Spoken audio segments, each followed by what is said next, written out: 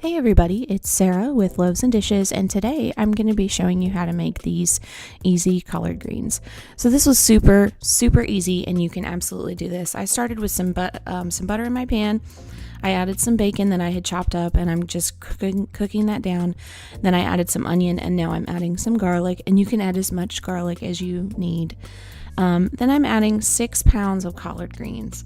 I chose, for whatever reason, to get the collard greens that were not broken down already.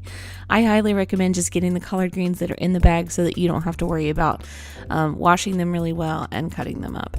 And then I'm adding some chicken stock. It was really difficult to wash all those collard greens, and it made a huge mess. I got water all over my kitchen, and it's not easy to break down collard greens.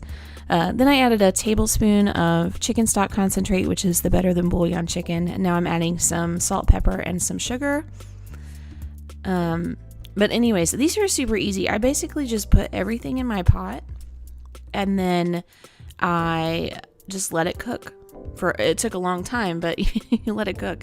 And then I did a little splash of apple cider vinegar. I gave everything a really good mix before I put my lid on to let everything cook.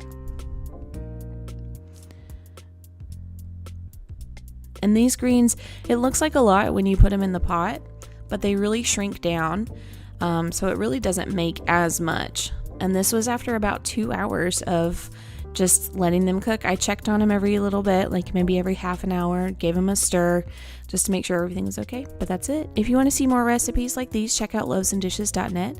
If you want to hear more from myself and my mom, we do have a podcast. It's called Dorks with Sporks, and you can find that wherever you listen to podcasts. Be sure to subscribe to our channel. We're putting out a new video every Monday through Friday, and you can follow us on Facebook for more. Thanks for watching.